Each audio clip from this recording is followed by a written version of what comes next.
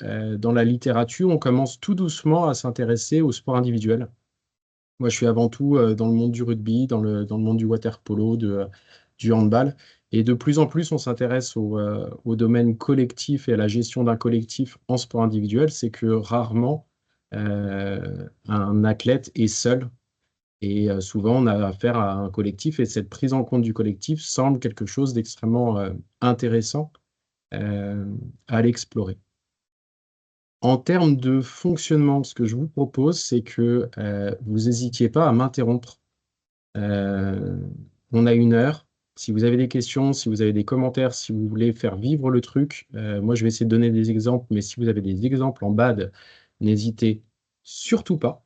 Et qu'on puisse échanger, que ça soit quelque chose d'interactif et de sympa pour vous et pour moi, et qu'on apprenne tous ensemble. On est bon là-dessus? Allez, j'enchaîne. Très bien. Donc aujourd'hui, je vais vous parler de leadership et de leader, euh, en considérant que l'entraîneur est un leader. Ok? C'est mon présupposé de base. Euh, Débuter en disant que la notion de leadership et la notion de leader est une très très vieille notion. Je suis pas spécialiste, je suis pas Champollion et je ne lis pas les hiéroglyphes, mais il paraît que dans les hiéroglyphes, la notion de leader, la notion de leadership, la notion de follower, donc les gens qui suivent le leader, est abordée. On a, en psychologie sociale, on a cette réflexion au niveau des leaders sur la détection des entraîneurs, comment on les détecte, comment on détecte un chef d'entreprise. Euh, et c'est une volonté qu'ont les RH dans pas mal de boîtes. On va essayer de réfléchir autour de ça et vous allez voir que c'est pas si simple que ça.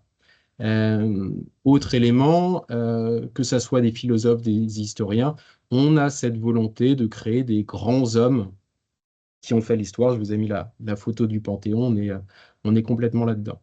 Euh, à définir une distinction entre un meneur et un chef. Alors, avant toute chose, leader, je ne peux pas le traduire, j'ai pas de mot en français pour le traduire. Et leadership, ça va être la même chose. Leader, donc, c'est la personne qui, par un processus d'influence sociale, donc c'est ce qu'on appelle le leadership, ok, par un processus d'influence sociale, va amener un groupe à atteindre des objectifs. Ok. Le leader, c'est la personne, le leadership, c'est ce processus-là.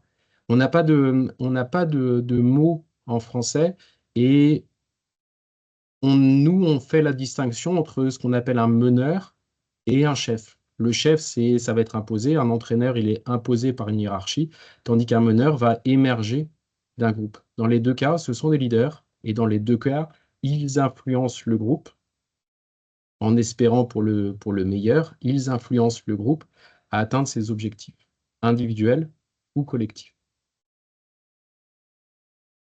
Quand on regarde un petit peu dans l'histoire, on a plein de leaders, plein de grands chefs, et avec une réflexion autour de qui ils sont. Alors, je vous ai mis des grands, des moches, des beaux, des pas beaux, des femmes, des hommes. Euh, il en existe de toutes sortes. Ce qui est intéressant, c'est que quand on regarde un petit peu les études qui sont intéressées à des caractéristiques individuelles, et ça a été tout un pan de la recherche, c'est rechercher qui sont ces leaders. Est-ce qu'il faut être grand? Est-ce qu'il faut être petit? Est-ce qu'il faut être charismatique? Est-ce qu'il ne faut ne pas l'être? Pardon. Et en fait, les recherches montrent que ça ne fonctionne pas. Il y a très peu de variance. Si je vous parle de variance, c'est bon pour tout le monde. On n'arrive pas, en fait, à dire qu'il y a des caractéristiques individuelles qui font qu'on est leader. En fait, être leader, on ne naît pas leader, on va le devenir. Et comment on le devient? C'est par la situation. C'est une deuxième approche, c'est considérer que on est leader parce qu'on est dans une position où on est leader. Pourquoi le père de famille se met au bout de la table dans les familles traditionnalistes ou traditionnelles, je ne sais pas. Pourquoi le père de famille se met au bout de la table? C'est pour être en position de leader, d'être vu par tout le monde. Un numéro 9 au rugby, est un leader de par sa position. Vous me dites si je me trompe, mais la personne qui est en attaque derrière fond de cours voit plus le jeu que la personne qui est au filet. De par cette position-là, elle a plus d'influence sans doute sur le jeu et sur la communication avec l'autre. Vous me dites si je raconte des bêtises. J'essaie de faire un pont vers vous. Gandalf qui est au milieu de son pont et qui combat le monstre, eh ben, il est, de par sa position, il est leader. Sauf que, vous le savez, vous comme moi, il existe des bons et des mauvais entraîneurs. C'est pas parce qu'on les a mis là qu'ils sont bons. C'est pas parce que le 9 joue 9 au rugby qu'il est bon. C'est pas parce que le père de famille est au bout de la table qu'il est un bon père de famille. Et donc, en fait, cette deuxième approche, tout comme la première, elle fonctionne pas. Ce qui est intéressant, c'est de regarder l'interaction entre l'environnement et l'individu. Et c'est parce que on regarde cette interaction que l'on va pouvoir comprendre certaines choses. Ça nous amène à une première idée clé que j'aimerais bien vous dispenser, c'est une même personne peut être dans une situation hyper favorable et gagner parce que son environnement, parce que le croisement entre qui il est et son environnement est extrêmement positif, et que ce même entraîneur, dans une autre situation, peut être en situation d'échec total parce que le croisement entre qui il est et son environnement fait qu'il est en échec total. Ça, c'est ma première idée clé que j'aimerais bien vous transmettre. Ça veut donc dire derrière que les chefs d'entreprise qui cherchent à recruter des leaders quelque part dans leur boîte et qui ne regardent que le CV et que qui ils sont, eh ben, ils se trompent complètement. C'est qu'une personne peut être très bonne dans un environnement et très mauvaise dans une autre. Et donc, c'est beaucoup plus compliqué que ça de recruter. OK? C'est bon là-dessus? Des questions, des commentaires? Tout va bien? Et donc, prendre en compte les suiveurs, prendre en compte qui on dirige quelque part est absolument essentiel pour comprendre cette interaction. L'interaction, l'environnement, c'est les suiveurs. Et à l'heure actuelle, l'immense majorité des études s'intéressent à la perception des suiveurs. Parce que ce qui importe avant toute chose, c'est pas tant le comportement réel de l'entraîneur, c'est la perception que s'en font les suiveurs. Je vous donne un exemple tout simple. Euh, vous êtes un homme, vous entraînez des adolescentes. Une fille vient de perdre un match. Vous allez la voir, vous lui mettez la main sur l'épaule pour la consoler. Ce geste-là, mettre la main sur l'épaule, peut être interprété de plein de manières différentes chez la fille. Et cette perception que va se faire cette adolescente est essentielle. Soit on est dans le cas de ne me touche pas et tu rentres dans mon espace intime, soit on est dans il cherche à me réconforter. Vous voyez que les répercussions derrière peuvent être extrêmement différentes. C'est bon là-dessus? Au niveau de la littérature, il y a beaucoup d'études qui datent des années 80 et Sheila a eu le mérite, c'est qu'il a posé certaines bases pour donner trois grandes caractéristiques, trois grandes dimensions des leaders, trois grandes dimensions du comportement des entraîneurs. La première chose, c'est donner des conseils technico-tactiques. Formidable. Deuxième chose, c'est donner des feedbacks positifs aux athlètes. Et enfin, le soutien social. Le soutien social, c'est s'intéresser à l'individu en, en dehors, quelque part, du sport. À l'heure actuelle, ces modèles un petit peu anciens, on considère juste que c'est le travail de l'entraîneur. C'est simplement donner des conseils technico-tactiques, donner des feedbacks, c'est simplement le travail. Donc, on ne va pas valoriser quand même le fait que la personne fasse son travail. On va s'intéresser à d'autres approches qui vont essayer de rentrer dans comment l'entraîneur fait son travail.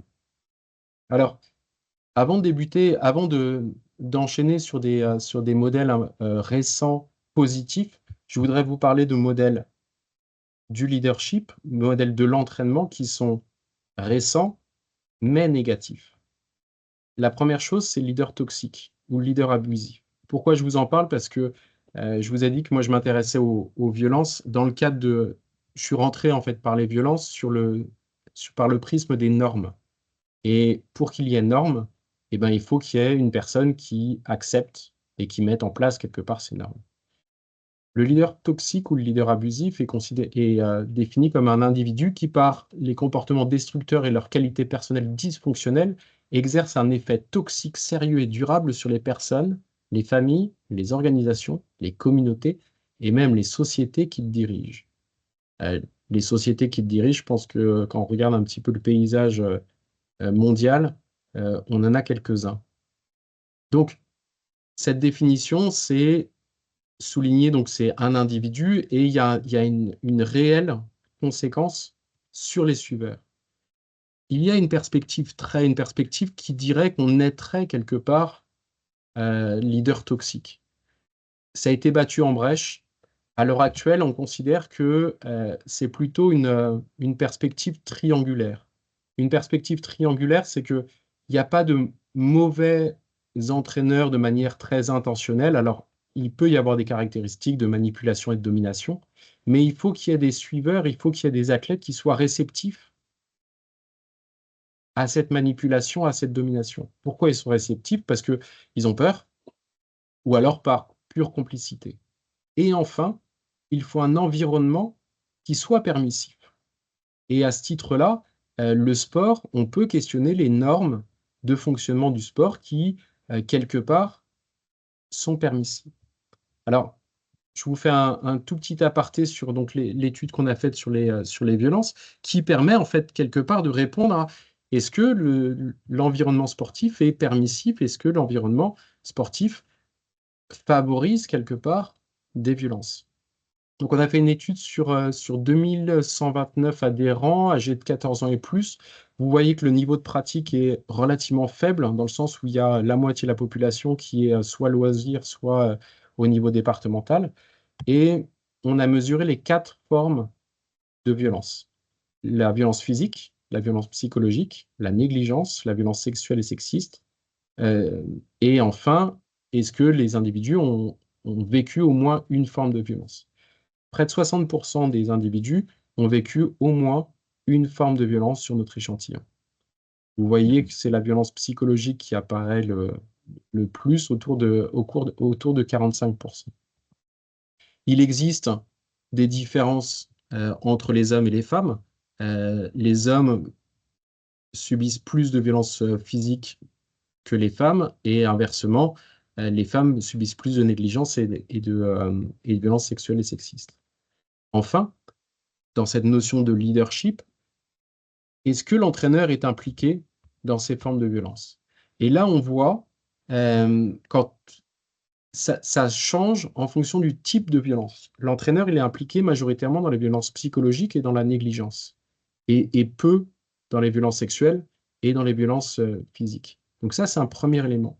Mais le deuxième élément qui en fait ne dédouane absolument pas l'entraîneur, c'est que la principale source de violence, ce sont les pairs.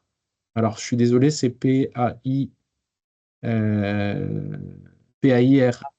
et pas E. Désolé pour la faute d'orthographe. Donc, ce sont les pairs. Et qu'à ce titre-là, l'entraîneur a son rôle complètement à jouer dans la gestion d'un groupe. Et que malheureusement, ces résultats montrent que, ben oui, l'entraîneur n'est pas directement acteur de ces violences. Par contre, il laisse faire.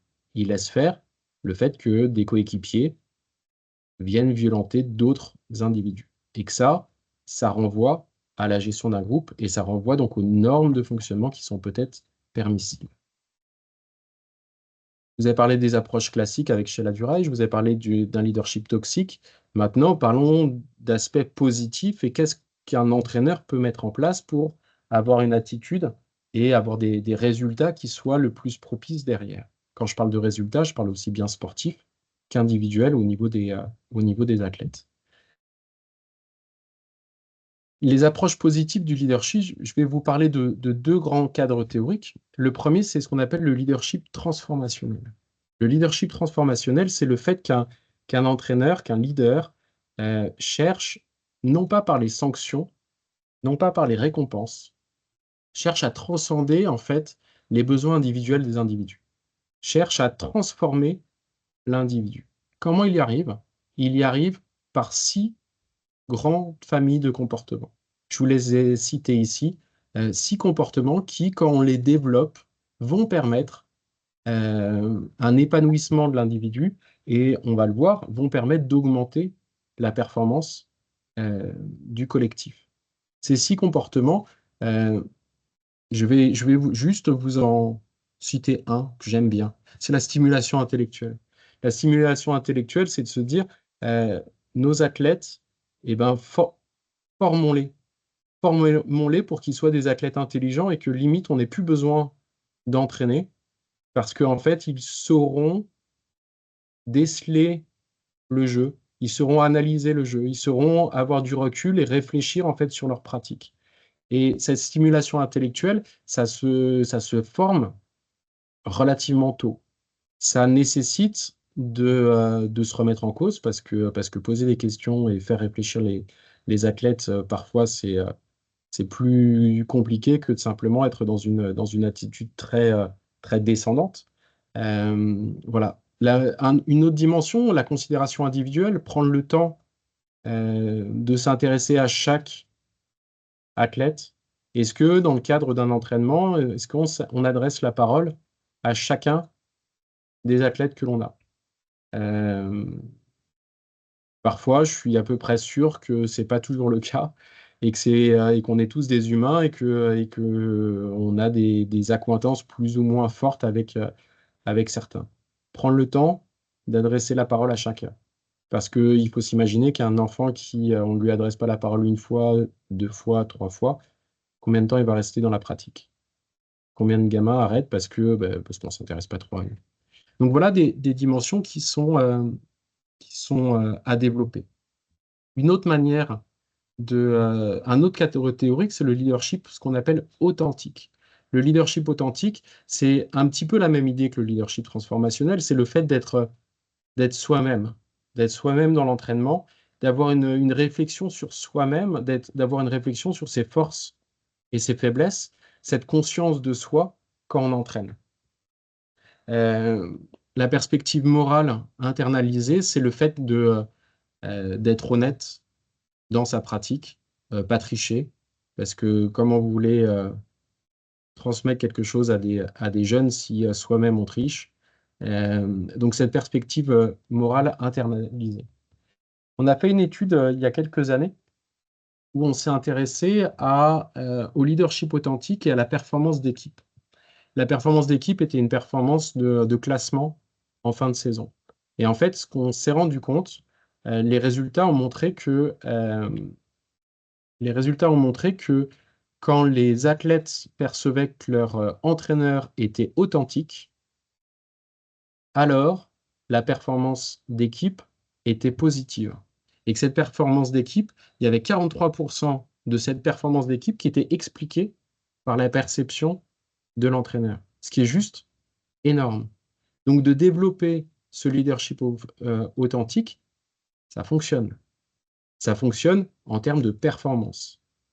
Il y a plein d'études qui montrent que ça fonctionne en termes de satisfaction. Les athlètes sont plus heureux. Les athlètes cherchent à revenir la saison d'après. Donc les présidents de clubs qui se questionnent sur pourquoi mes athlètes ils arrêtent, eh ben peut-être qu'en développant plus les compétences des entraîneurs sur ces qualités-là, ça permettrait de réduire un petit peu l'abandon. En sachant qu'il existe alors là, j'ai pas le temps de les décrire, hein, mais il existe des stratégies d'intervention pour développer ces formes de leadership. J'ai pas ma connaissance de stratégie d'intervention pour développer le leadership toxique, mais en tout cas, sur le leadership transformationnel et sur le leadership authentique, il en existe. Et donc ça peut être intéressant de le développer et de le mettre dans des séances de formation des entraîneurs. La première chose, c'est que je suis pas là pour être angélique.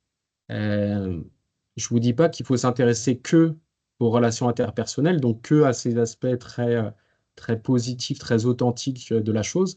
C'est de temps en temps, oui, il faut être directif. Euh, quand on est sur le bord du terrain, on va pas faire un grand débat et, euh, et être complètement démocratique. De temps en temps, il faut savoir il faut savoir aussi être incisif. Donc, les deux fonctionnent. Il faut développer en fait ces formes interpersonnelles et en plus ces formes qui sont beaucoup plus liées vers la tâche. Mais il ne faut pas oublier l'un, il ne faut pas oublier l'autre. La troisième idée que je vais développer maintenant, c'est sur le fait que vos athlètes sont tous un petit peu des leaders, que les entraîneurs sont des leaders, mais que les athlètes en soi, ils développent des capacités de leadership puisque en fait, ils permettent d'atteindre des objectifs collectifs. Au niveau de la littérature scientifique, on a classiquement ces deux grands types de leaders. C'est des leaders de tâches et des leaders motivationnels. Vous les avez déjà vus dans des collectifs d'entraînement. Je suis sûr que vous avez des références dans vos têtes d'athlètes qui sont très bons pour donner des conseils en bad, et puis d'autres qui sont très bons pour gérer les émotions du groupe ou réussir à motiver les individus dans un groupe.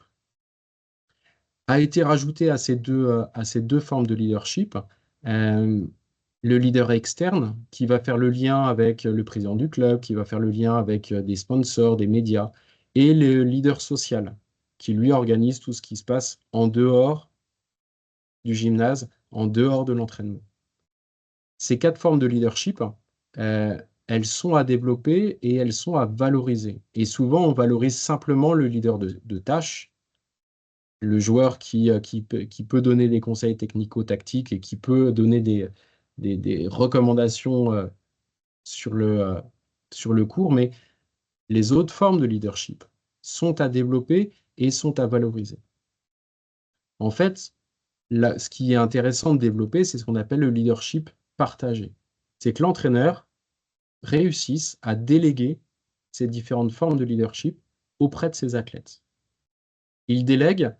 Et ce qui est intéressant, c'est que plus il va déléguer, plus il va être perçu comme compétent. Et ça, là, les recherches sont assez claires là-dessus. C'est que on a tendance à se dire, mais non, c'est moi le chef et je vais quand même pas déléguer parce que je vais montrer ma faiblesse si je délègue.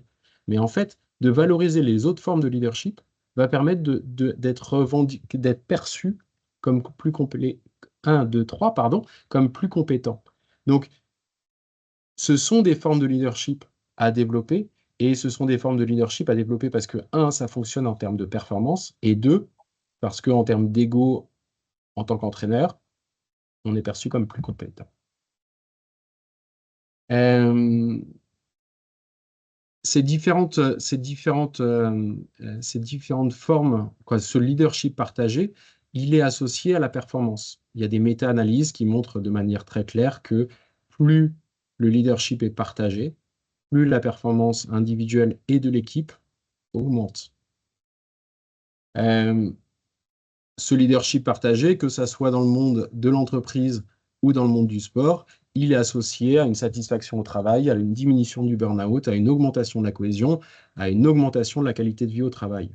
C'est tout bénef. Ce que je vous ai dit, dans les équipes où il y a du leadership partagé, les suiveurs perçoivent leur leader comme plus compétent. Et donc ça a été montré de manière assez massive. Et enfin, le leadership partagé contribue de la même manière que le leadership. euh, oui, il contribue de la même manière que le leadership vertical à la performance de l'équipe, mais il apporte une plus-value par rapport au leadership vertical. Et enfin, le leadership partagé évolue dans le temps. Ça veut dire qu'un athlète qui est considéré comme un leader social peut, au fur et à mesure de la saison, se dire et développer des compétences en termes de leadership de tâches, par exemple. Et donc, il ne faut pas figer les choses dans le temps, mais il faut laisser la possibilité aux athlètes d'évoluer dans le temps.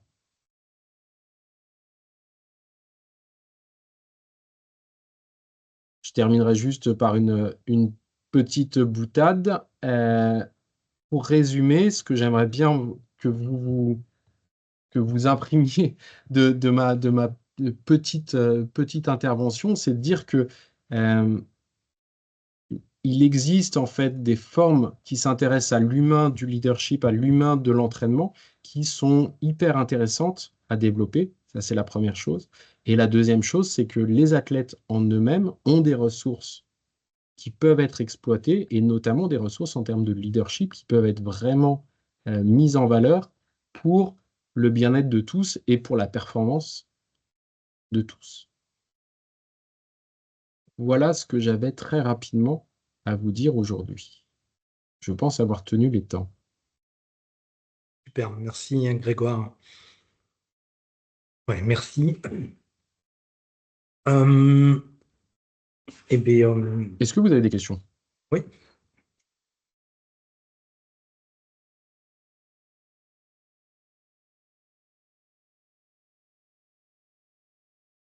Est-ce que vous avez compris pourquoi la thématique m'intéressait, hein? Thomas, toi qui me connais pas. Ah, c'est vachement bizarre. Comment? C'est vachement bizarre. Bon, en sachant, pour être très honnête avec vous, que moi, c'est un truc que je fais en 20 heures habituellement. Donc là, le faire en 25 minutes, c'est plus short. Voilà. Mais Alors, moi, j'ai une question, Grégoire, hein, ouais. pour lancer peut-être un peu le truc. Au-delà du bienfait de tout ce que tu as pu dire, euh, à partir de quel âge on peut se dire qu'on va chercher un petit peu les gamins dans ces dimensions-là, où est-ce qu'on peut sentir des choses et est-ce qu'on peut les entraîner à, voilà, quel est ton point de vue scientifique là-dessus, ou en tout cas de chercheur, quoi. Ce qui est sûr, c'est que si ça s'apprend. Et comme tout, si on débute en senior en disant on va développer ça, ben, c'est sans doute trop tard. Donc on peut débuter très tôt en fait. On peut débuter très très tôt et on peut valoriser des comportements des athlètes très tôt. Euh, Quand on responsabilise des enfants sur, je dis n'importe quoi, sur compter combien on fait de tours de terrain pour s'échauffer, on valorise en fait chaque individu. Et ça permet aussi de valoriser des individus qui sont peut-être moins bons en badminton que d'autres et valoriser des choses comme ça. Donc, on peut débuter très tôt, en fait. Après, on adapte en fonction des âges. Mais la notion de prendre des responsabilités, la notion d'apporter des choses au collectif, ça, on peut vraiment le faire très tôt et ça s'apprend au fur et à mesure. Ce qui est très important, c'est de se dire ça s'apprend au fur et à mesure et ça se met en place au fur et à mesure.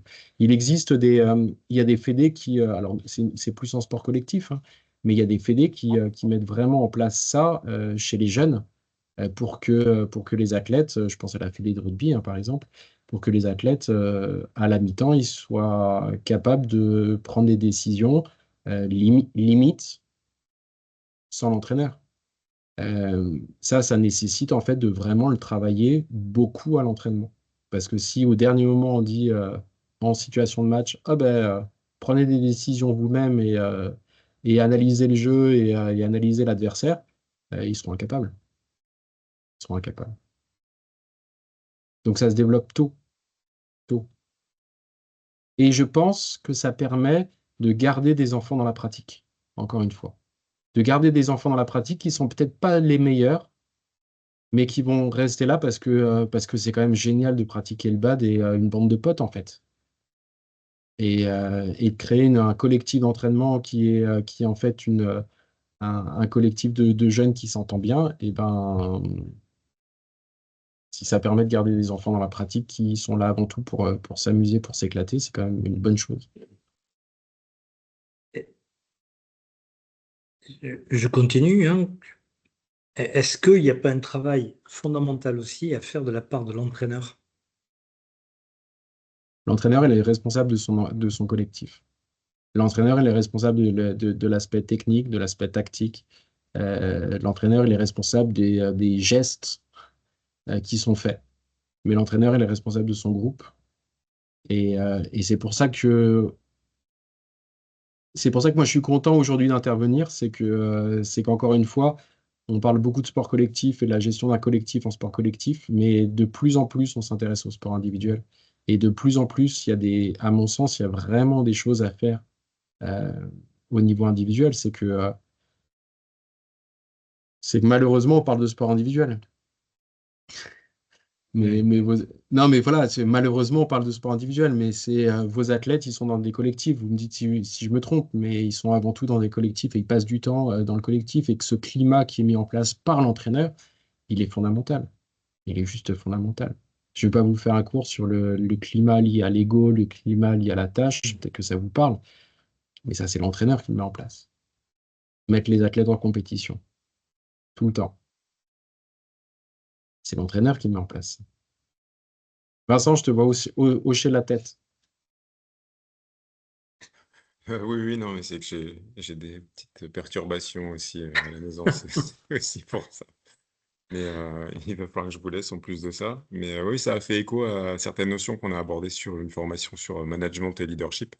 Donc c'était intéressant. Et puis ça fait écho aussi à des petites situations vécues dans un contexte de bénévole éducateur avec un collectif de joueurs. Donc c'était très intéressant.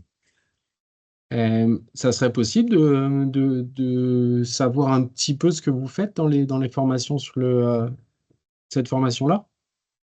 Ouais, alors c'était une formation sur laquelle j'étais stagiaire, hein, pas intervenant. Ok, On a eu accès à cette formation en tant que responsable de secteur. On a eu un intervenant sur leadership, management, tout un tas de mises en situation, jeux de rôle et situations d'apprentissage autour de ces notions-là. Donc c'était assez intéressant. Mais si je retrouve une partie, oui, je pourrais t'envoyer ça, pas de souci.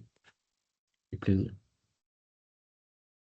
Thomas, Benjamin, est-ce que vous retrouvez, vous, des profils comme ça d'athlètes que vous avez dans vos groupes, groupe France, alors peut-être que rien qu'à l'entraînement, et puis même quand vous partez sur les compétitions avec les équipes de France, est-ce que vous retrouvez certains types de leaders comme ça que vous avez?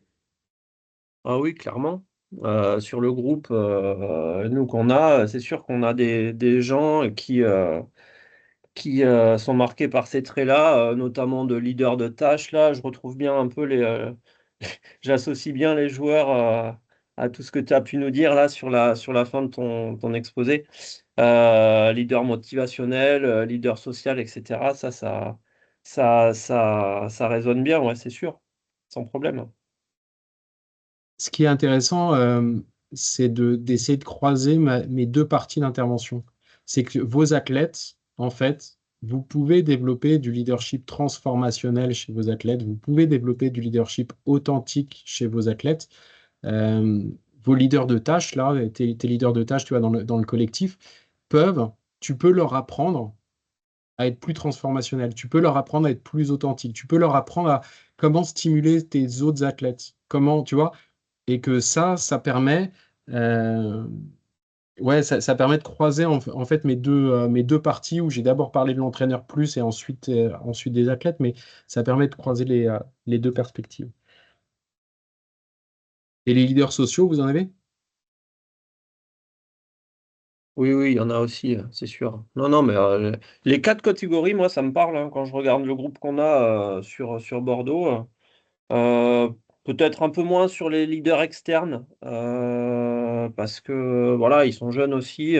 Mais bon, pourquoi pas, quoi. Après, externe et social, c'est quoi un peu la différence là? Alors, externe, c'est vraiment qui fait le lien avec les médias, qui fait le lien avec le président du club, c'est le lien avec l'extérieur, en fait. Ouais, avec le monde extérieur, ouais. Nous, ils sont Voilà. jeunes, c'est vrai qu'ils ont peut-être pas cet aspect-là qui est trop prégnant sur leur quotidien. Ça serait le délégué de classe, en fait, quelque part. Ouais, ouais, je vois, je vois un peu le truc, ouais. Ouais, ouais, ouais. Mais bon, mais moi j'en ai aussi qui regroupent un peu Ouais. plusieurs spécificités, hein. Alors, Voilà, ouais, c'est la question que j'allais poser. Excuse-moi, Grégoire. Est-ce qu'il y a des gens qui ont peut-être deux, trois valences, mais avec une qui est forte, si tu veux, mais qui sont capables d'être de temps en temps un peu l'autre aussi, tu vois, voilà. Est-ce que c'est possible, ça? la réponse est oui, clairement. Euh, et en plus que ça évolue. Mais oui, il y a parfois des athlètes qui en ont deux, voire trois, très rares quatre, euh, mais deux, oui. Deux, oui. Et en fait, ça dépend aussi du moment, ça dépend de la situation, etc. Encore une fois, j'ai débuté mon intervention avec cette perspective un peu croisée de dire il y a des caractéristiques individuelles, il y a des caractéristiques environnementales, mais c'est le croisement des deux qui explique la chose. Et que vous avez des athlètes qui vont être très de tâche à un moment donné parce qu'ils se sentent à l'aise d'être leader de tâche à un moment donné, et puis dans une autre situation qui vont se dire, mais c'est quoi cette ambiance de rat mort? Il faut faire la fête et qui vont prendre le leadership sur les aspects plus sociaux, quoi, en fonction de la situation et en fonction de qui ils sont. Ouais, Thomas. j'allais dire, c'est marrant, ouais, parce que j'ai pensé à ça parce que, en plus, comme ils sont jeunes, ça dépend vachement des situations, ce qui leur tient à cœur. Et, euh, et là, tu vois qu'ils réagissent de différentes manières et qu'ils prennent le lead plutôt sur l'un ou l'autre domaine. Enfin, je m'imagine, hein, j'en ai aucune idée, mais peut-être que plus tu vieillis, plus tu vas t'ancrer dans certaines choses, etc. Alors que là, ça a l'air vachement malléable ou mobile, en tout cas, dans leur façon, parce qu'ils se découvrent eux-mêmes, finalement, en même temps. Mais complètement, en fait, l'histoire de la personnalité, ça se stabilise quand même au cours du temps. Et donc, comme on a deux éléments, des aspects plus individuels et des aspects plus environnementaux, ce qui est normal que chez des ados, puisque l'aspect individuel est moins posé, c'est normal que ça évolue plus. Et il faut laisser le truc, il faut laisser ça évoluer, en fait. C'est hyper intéressant et hyper important. Pas figer un enfant, pas figer un jeune dans un rôle précis. Parce Après, qu'il moi, peut je évoluer. pense enfin, moi, je vois aussi parce que nous, on gère la situation d'entraînement et la situation de compétition. C'est deux situations différentes.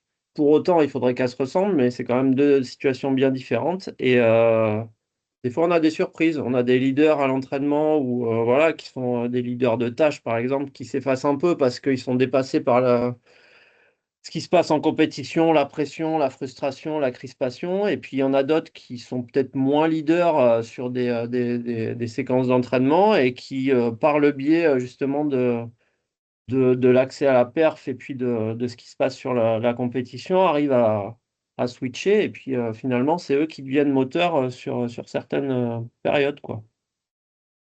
La gestion des émotions en compétition. La capacité à absorber la pression, la capacité à calmer un groupe et calmer des coéquipiers ou, ou au contraire faire paniquer tout le monde. Euh, ouais, mais clairement, clairement. J'imagine que vous avez des champions du monde de l'entraînement, quoi. Ah bah, Oui, oui, ça existe. Non, mais c'est vrai que parfois, on a certaines personnes, on se dit, mais il va réussir sa compète. Et en fait, quand il va en compète, ben, il passe un peu au travers. Et, je pense que c'est de la gestion émotionnelle avant tout, ça c'est sûr. ouais, ouais. Entre la connaissance du haut niveau aussi que les entraîneurs avaient il y a 20 ans et la connaissance que maintenant, quand je vois Benjamin Thomas qui connaissent, si tu veux, tout le monde évolue aussi, donc on est capable peut-être à mettre en place aussi des conditions, si tu veux, pour mieux gérer certaines choses. Moi, je me souviens de Julien Tchouri, qui était un joueur, il y en avait quatre qui jouaient en Europe comme lui, qui était hyper fort en entraînement, mais très très fort, quoi. Et en compétition internationale, il arrivait pas, quoi. Mm. Alors quand les entraîneurs étrangers le voyaient, ils étaient époustouflés. Et puis là, rien, quoi. Ils font pas grand-chose, quoi. Si vous voulez, alors je suis pas spécialiste de la chose, mais vous avez toute la littérature sur ce qu'on appelle le choking under pressure. C'est le Mm. fait de s'écrouler sous la pression. Ouais. Il y a plein de littérature là-dessus. Si euh, vous pourriez faire un appel d'offres sur des mémoires là-dessus, Ouais. ça pourrait être marrant.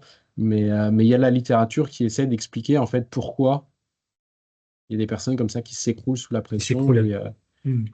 et, euh, et voilà. C'est le gros inconvénient de travailler sur ce sujet-là, c'est que derrière, on a la musique de Queen, Under Pressure, dans la tête, mais Choking Under Pressure, ça permet, c'est un bon moyen mnémotechnique pour s'en souvenir. Corentin, toi qui suis quelques athlètes, peut-être badistes ou pas, mais peut-être badistes, est-ce que tu retrouves très facilement ces profils-là?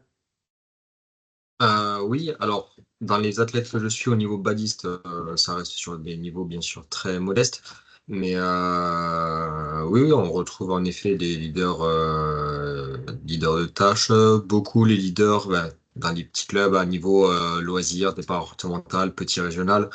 Il y a beaucoup les leaders motivationnels et sociaux. Bon, le leader externe du coup n'est pas trop concerné, mais oui, on retrouve ces types de profils. Et c'est intéressant. Et j'ai essayé de voir, parce que je pratique aussi le badminton en tant que joueur encore.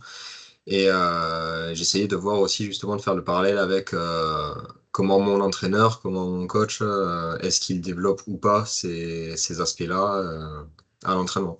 Donc ouais, non, c'était intéressant les différentes caractéristiques que tu as évoquées. Tu parles de la différence de niveau. Je pourrais vous parler de cohésion. Classiquement, il y a deux grands types de cohésion, cohésion opératoire, cohésion sociale. Ce qui a été montré, c'est que, indépendamment du sport, les deux formes de cohésion sont à développer indépendamment du niveau. Ça fonctionne dans les deux, à tout niveau. Il faut développer aussi la cohésion sociale, et que si on ne développe pas cette cohésion sociale, et ben, la performance s'en ressent. Et on a souvent envie de dire que parce que c'est du haut niveau, alors on est tous super sérieux et on n'a pas cette partie cohésion sociale. Mais en fait, ça fonctionne pas. Ça fonctionne pas parce qu'en plus, à haut niveau, on passe beaucoup de temps ensemble et que si on s'entend pas et que si on n'a pas des activités un petit peu autres, ça ne marche pas.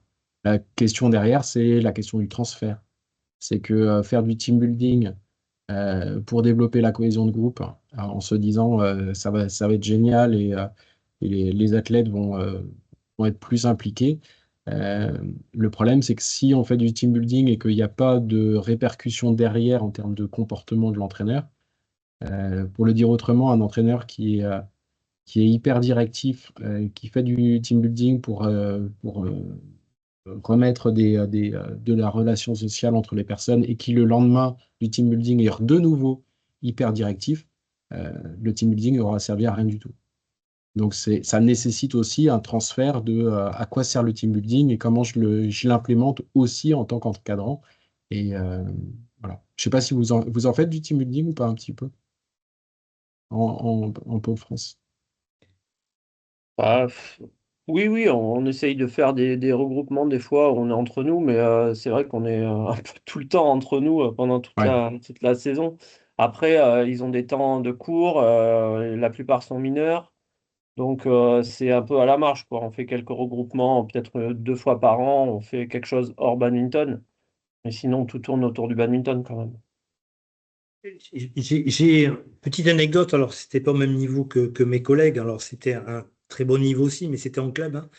Et alors globalement, je me suis occupé d'une équipe avec pendant 7-8 ans pratiquement à peu près les mêmes joueurs. Et je faisais beaucoup de jeux le vendredi soir quand je les récupérais, parce que les interclubs étaient plutôt le samedi après-midi. Je faisais des jeux le vendredi soir ou le samedi matin, ok, pour travailler là-dessus. Et pendant, ça m'est arrivé les premières années où les jeux que je faisais, ça marchait pas. Ok. Et en fait, ça marchait tellement pas tous ensemble, ils étaient d'accord, ça marchait pas. En fait, ça créait une cohésion d'équipe de dingue. Donc après, j'avais pas peur de faire des jeux qui marchent ou des jeux qui marchaient pas, puisque de toute façon, ça les réunissait. Alors, pas contre moi parce qu'ils étaient bienveillants, mais ça les réunissait pour construire quelque chose entre eux, quoi. Ok. Et à l'intérieur, il y avait la numéro 7 mondiale, il y avait le numéro 50 mondial, enfin, tu vois, voilà. Et en fait, c'est devenu un jeu, et quand je ne faisais pas des jeux, mais il y avait quelque chose qui leur manquait. Ok. Alors, c'était des jeux parfois de société, parfois, c'était pas des sociétés, c'était des questionnements, des trucs, on s'interrogeait les uns les autres sur la vie, enfin, peu importe.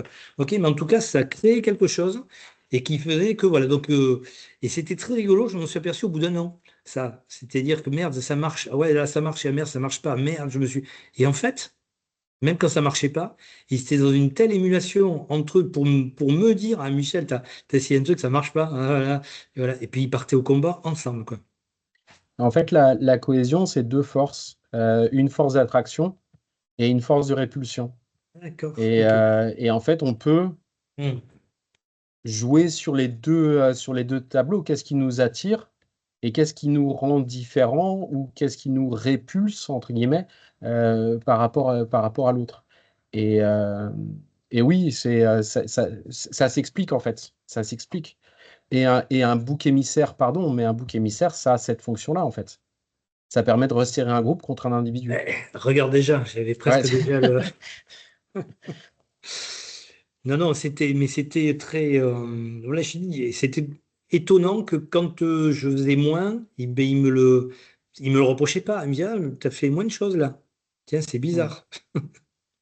C'était marrant. Euh, J'avais aussi une autre question et que j'ai un peu oublié. Ouais, j'ai un peu oublié la question. J'ai plutôt une sortie de. Non, non. Est-ce que est-ce qu'il y a d'autres questions là ou des remarques, Benjamin, Thomas, Corentin, Vincent peut-être? moi j'en ai Non, une. moi juste, Ouais. en fait, je m'attendais pas autant à parler de leadership, enfin, à entendre parler de leadership, mais j'ai bien compris le sens du truc. En fait, dans ma tête, j'avais peut-être un a priori un peu péjoratif sur ce mot, mais en fait, ça peut être appréhendé de façon diverse et variée. Donc ça m'a surpris au début, mais j'ai bien compris après, à la fin, surtout autour de ce terme. Voilà, c'était tout. Donc En moi fait, j'aimerais bien savoir, Benjamin, maintenant, t'es né comment alors? T'es né entraîneur ou pas? Je pense que oui. Je pense que oui, Gré- quand même, hein. Grégoire, pardon, je t'ai coupé. non, non, non, mais c'est vrai que quoi, j'entends le côté terminologie qui peut rebuter. Je vous l'ai dit, j'ai pas de terme. J'ai pas de terme. C'est Ouais. votre manière d'entraîner en fait. C'est votre manière d'entraîner. Votre boulot en Mm. fait, c'est de faire atteindre un objectif, que votre collectif arrive à atteindre un objectif. Comment tu y arrives? Comment tu fais? Et ça, c'est le leadership. Et tu le fais en allant voir tes athlètes, en les encourageant. Ça, c'est l'aspect relationnel. Et tu le fais en leur disant, mais OK, il faut que tu joues de cette manière. Et puis, tu as vu comment il joue l'adversaire. Il faut que tu appuies sur ce paramètre-là parce que ça va gagner. Ça, c'est l'aspect de tâche. Mm. Et moi, ce qui m'intéresse, c'est de sortir un petit peu de juste le boulot simplement de l'entraîneur qui serait ce que je viens de dire. Mm. C'est d'autres manières d'envisager les choses. Moi, Vas-y, pardon, Grégoire. non, mais j'avais une question et puis mon faible cerveau a fait qu'elle est partie. Euh, non, oui, non, pardon, je me tais. Je me tais. Ok. Non, non, est-ce que Claude Onesta a montré, je pense, pendant 10 12 ans où il était au top, où il a montré, je trouve, un peu ça, ok, où le leadership quand même était, il y avait tout un processus et c'est les joueurs qui prenaient quand même le, ouais, les rênes pour à un certain moment, hein, chose que Constantini a réussi à faire, mais sous la contrainte, ok, et il le dit bien, hein, et que il était pas du tout fait préparé comme a fait Claude Onesta, hein. Et puis après, il y a l'entraîneur de volleyball, j'ai oublié son nom, celui qui était champion olympique aussi Ouais. avec son fils qui joue encore en l'équipe, où il arrivait, enfin j'ai vu un reportage où dans le bus, c'était le bordel quoi. Ok. Mais c'était des gens qui se connaissaient depuis le junior, qui connaissaient par cœur, et ils savaient très bien qu'il fallait laisser parler comme ça pour ensuite faire quelque chose ensuite sur le terrain. Voilà. Enfin, je ne sais pas si ça rejoint un peu ce Si, que. si. Mais moi, j'ai l'impression que Costantini, il a aussi évolué énormément. Il a aussi évolué énormément. Onesta aussi. Après, le danger de ces personnes-là, Oui, si je oui. puis me permettre, c'est l'arbre qui cache la forêt aussi. Et, Oui. euh, et ce sont des personnes d'exception, au sens Hmm. vraiment littéral du terme. Euh, Combien d'entraîneurs sont comme ça? Combien d'entraîneurs sont aussi charismatiques et ont réussi à faire ça et d'essayer de systématiser un petit peu l'entraînement pour tous les autres. Ouais, bien sûr, ouais. Bon. Et tu parlais de contexte, le contexte de Constantini et le contexte de Clonessa était absolument pas le même, quoi. Oui. Ouais, Et le contexte de 92 et 95 était aussi très complètement, différent. complètement. Et Crumbles avec les filles, à un moment donné, ça a bien fonctionné. Puis à un autre moment, ça ne fonctionnait plus parce que, encore une fois, l'interaction entre environnement et individu, la personne est restée la même, hein. La Ouais, personne est restée à la même. Il ne s'est pas rendu compte que les joueuses avaient aussi évolué. Ils ouais, n'attendaient ouais. pas la Alors, même chose. je vais peut-être couper court parce qu'il est 13 heures. Je pense que tout le monde peut-être a des choses à faire aussi. Mais comme tu parles de Crumbles, et il y a quelqu'un qui m'a parlé il n'y a pas longtemps de quand on veut avoir des compétences, il faut aussi le vouloir. Ok. Et, euh, et est-ce que c'est une question que j'ai envie de te poser, Grégoire, enfin de vous poser à tous. Est-ce que il n'y a pas aussi une ouverture de la part de l'entraîneur à avoir en amont pour vouloir savoir ce qui se passe dans son groupe et qui je suis aussi en tant qu'entraîneur, quel personnage je suis et est-ce qu'il n'y a pas cette ouverture-là qui est nécessaire pour faire évoluer son groupe ou son équipe ou le joueur, quoi. Alors ma réponse, elle est claire, hein, mais je pense que je vais laisser Benjamin et Thomas répondre. Mais bien sûr, bien sûr. Et se poser la question, c'est ce que je disais, je parlais du leadership authentique, savoir qui on est, avoir conscience de soi, de ses forces, de ses faiblesses, de euh, qui on est, bien sûr. Benjamin, Moi, je pense d'accord? que, enfin, moi, ce que ça m'évoque, c'est que pour moi, une des qualités, ou voire la qualité principale qu'on devrait avoir, c'est de connaître les gens qu'on a, enfin, les gens qu'on a en face, leur centre d'intérêt, leur canal de communication, pourquoi ils sont motivés, qu'est-ce qui les rebute, enfin voilà. Et à partir de là, je pense que si on connaît tout ça, on peut mieux interagir avec eux. Donc là, en ce moment, ce qui marche bien, par exemple, c'est un exemple hein, parmi d'autres, mais tous les joueurs, en ce moment, ou pratiquement tous les joueurs, ils se sont mis aux échecs en ce moment. Donc, à travers ça, on peut développer justement des relations interpersonnelles qui s'approfondissent parce que tout le monde joue un peu et ça permet aussi par la bande de parler un peu de tactique, voilà, pourquoi on fait ça, de réflexion autour de l'activité. Et ça, en ce moment, je trouve que ça prend bien.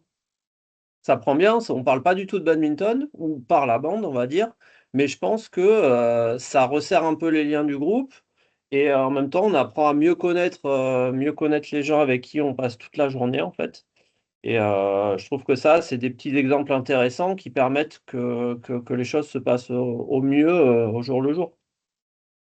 Mais est-ce que pour faire ça, t'as pas eu d'abord un travail de connaissance sur toi-même, avant de connaître les autres? Bah, après, moi, je sais que je suis beaucoup sur le jeu. Moi, il faut que. Enfin, voilà, c'est pour ça que je fais du bad. C'est pour ça que je fais pas une activité 100% physio. Et moi, il me faut du jeu. Donc, c'est sûr que mon approche en tant qu'entraîneur, elle va privilégier tout ce qui va tourner autour du jeu. Mais bon, ça, c'est mon vécu, ma construction. Donc, je pense que, ouais, inconsciemment, j'essaie de mettre ça en place le plus possible avec les joueurs. Il y a une résonance, il y en a peut-être un peu moins.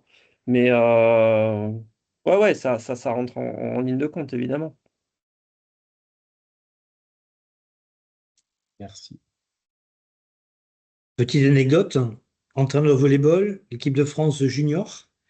Je te parle il y a 4 ou 5 ans. Il faut un stage de préparation et il détermine le fait que ils ont juste une période pour avoir leur téléphone, sinon le soir, c'est automatiquement jeu. Ok, voilà. Et donc, bien sûr, 10 jours de préparation et après, bon, championnat d'Europe, hein. Et bon, voilà, ils respectent et tout, puis ils se mettent un peu à faire quelques trucs et tout. Bon, puis finalement, pendant 10 jours, ils jouent et ils n'ont plus le téléphone. Et ils arrivent au championnat d'Europe. Ils ont 3 matchs difficiles hein, où l'entraîneur me dit on doit perdre. On gagne les 3 matchs. c'est-à-dire les huitièmes, les quarts, les demi. Ok. Et il dit, je ne sais pas s'il y a un lien, il dit, mais moi, il dit, subjectivement, je dis oui, c'est que les joueurs ont réussi à se mobiliser tous ensemble à un moment où, en principe, ils devaient perdre, mais parce qu'ils ont vécu pendant 10 jours ou 15 jours avant des choses qui faisaient que ben, ils étaient non pas isolés avec leur téléphone, mais collectivement en train de faire quelque chose ensemble. Et il dit, on n'avait pas les meilleurs joueurs, mais on avait la meilleure équipe. Voilà. Mais il n'y a qu'à prendre l'équipe de France de foot qui part en Corée ou il y a en 2002 là. Ouais, ouais. Meilleur buteur du championnat de France, meilleur buteur du championnat d'Italie, meilleur buteur du championnat d'Angleterre. Ils ne marquent pas un but. Ils reviennent Ouais, recouilles. voilà. On Euh, va. Moi, Oui, juste une vas-y. dernière question. Vincent, est-ce Vas-y. que dans les formations pour les entraîneurs, est-ce que vous avez cette notion de gestion d'un collectif? C'est abordé ou c'est pas du tout abordé Alors, non, sur le DE et sur les formations en dessous, non.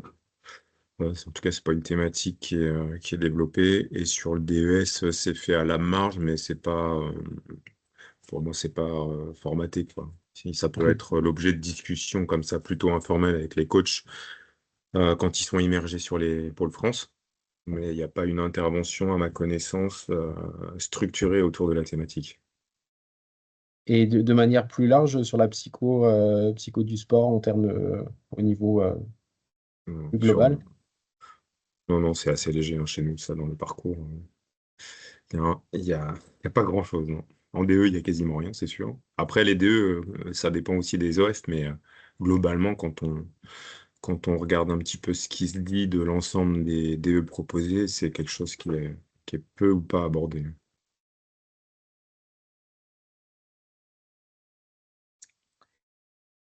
Est-ce Dommage. que. Mais il y aura dans les tuyaux, là, il y a la production d'un ouvrage autour de la dimension mentale, normalement, qui devrait sortir. Donc, j'ose espérer que cette thématique sera intégrée. Le travail a à peine commencé, donc, mais ça fait partie des projets à échéance moyenne si on a le feu vert pour enclencher. Là, ils sont en train de finaliser les orientations technico-tactiques du haut niveau. Et le prochain chantier, ça serait celui-là. On a fait toutes les autres dimensions et le mental en dernier. Il y a la Société française de psycho du sport peut-être à solliciter sur ces aspects-là, qui peut vous filer un coup de Ouais, main, peut-être. ok. Ça peut être une source de compétences, connaissances à les mobiliser. Ok. Ok. On se mettrait ça à Vincent Lègle, l'autre Vincent, celui qui coordonne le travail. Ok. On va s'arrêter là. Si je serais bien resté, mais bon, voilà, on va s'arrêter là. Corentin, si tu peux rester 5 minutes. Grégoire, si tu peux rester 5 minutes aussi. Merci Vincent, merci Benjamin. Les deux autres, Merci à vous. mais vous avez vu Merci. les petits gestes de Thomas. Et il y a Mathieu qui m'a envoyé un message. J'ai dû vous quitter. Merci Michel et Grégory pour l'intervention. Ça me parle en tant qu'entraîneur et préparateur mental. Voilà, voilà les deux. Voilà. Ouais, Mathieu est Euh, rentré sur une séance là aussi. Donc, comment? Mathieu, il démarrait une séance. Donc, c'est D'accord, pour ça. ok. Ok, ok. Bon, merci Vincent, à bientôt. Benjamin, à À bientôt. Merci à bientôt. vous. Bon après-midi. Salut. Bye bye, ciao. Ciao. Merci Grégoire. Ça allait? T'as coupé il faut couper le truc, l'enregistrement. Hop, oui, oui. Figure-toi que la,